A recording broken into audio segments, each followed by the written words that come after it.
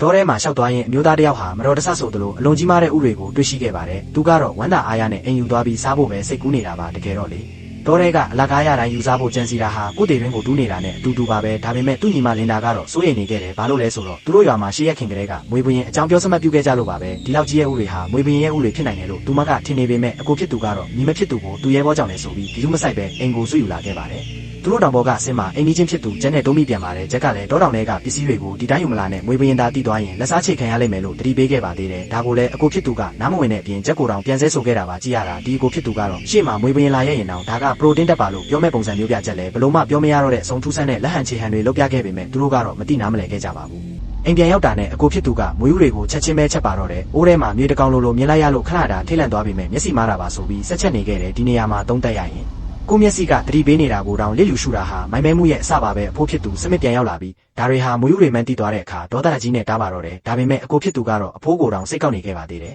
အဖိုးစမစ်ဟာမွေးဘရင်စီကခွင့်လွှတ်မှုရဖို့ဖျားစင်မှာဆူတောင်းနေပေမဲ့မြေဖြစ်သူကတော့အဖိုးရဲ့အမွှေးတိုင်အိုးကိုရိုက်ချလိုက်ပြီးအယူတီးလိုက်တာဆိုပြီးစော်ကားပြန်ပါတယ်ကောလိပ်ကျောင်းသူလင်ဒါကလည်းအကိုဘက်ကနေပြီးဒါတွေကတိတ်ပံနေမကြဘူးလို့ဆိုကအဖိုးကိုဝမ်းပြောကြပါတယ်အတိအကျပြောရရင်တော့သူတို့တင်ထားတဲ့တိတ်ပံပညာကတဘာဝလုံးအနေတွေကြားမှာအသုံးမဝင်တော့ဘူးဆိုတာမကြခင်သိရတော့မှာပါအဲ့ဒီညမှာပဲထူးဆန်းတဲ့ဖြစ်ရပ်တွေဆက်ဖြစ်ပါတော့တယ်အိမ်ရှိကခွေးလေးဟာအကြောင်းရင်းမရှိပဲရုတ်တရက်တည်ဆုံးသွားတယ်ဒါကိုတောင်အကိုဖြစ်သူကတော့ကောင်ကြိုက်တာပါလို့ပဲထင်နေတော့မှနောက်ရက်မှာတော့မွေးဥခွန်တွေကိုစေးဖို့ကြိတ်လိုက်တဲ့အချိန်ဘေးမှာရှိနေတဲ့လင်နာဟာတစုံတယောက်ကထူရိုက်လိုက်တယ်လို့ခံစားရပြီးမေးလဲသွားပါတော့တယ်ဒီနေရာမှာပညာပေးအနေနဲ့ပြောရရင်ရှေးလူကြီးတွေတားမြစ်ထားတဲ့နယ်မြေကိုကျူးကျော်မိရင်ဘလို့သိပ္ပံပညာရှင်မှကဲနိုင်မှာမဟုတ်ဘူးဆိုတာပါပဲ